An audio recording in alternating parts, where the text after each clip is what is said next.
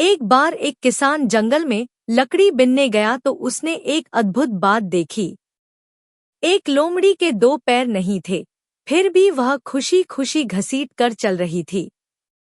यह कैसे जिंदा रहती है जबकि किसी शिकार को भी नहीं पकड़ सकती? किसान ने सोचा। तभी उसने देखा कि एक शेर अपने दांतों में एक शिकार दबाए उसी तरफ आ रहा है। सभी जानवर भागने लगे। वह किसान भी पेड़ पर चढ़ गया।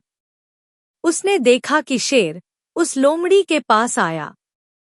उसे खाने की जगह प्यार से शिकार का थोड़ा हिस्सा डालकर चला गया।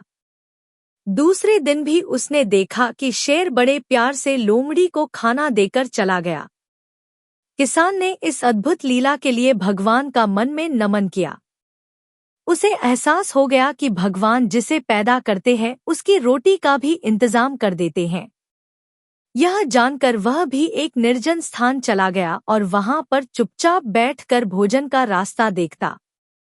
कई दिन गुजर गए, कोई नहीं आया। वह मरणासन्न होकर वापस लौटने लगा।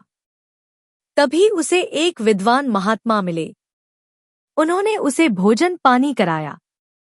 तो वह किसान उनके चरणों में गिरकर वह लोमड़ी की बात बताते हुए बोला, महाराज, भगवान ने उस अपंग लोमड़ी पर दया दिखाई पर मैं तो मरते मरते बचा।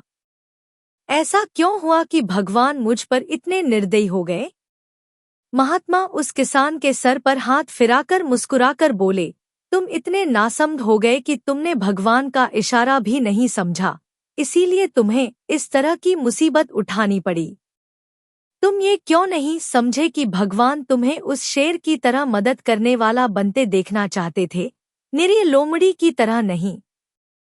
हमारे जीवन में भी ऐसा कई बार होता है कि हमें चीजें जिस तरह समझनी चाहिए उसके विपरीत समझ लेते हैं।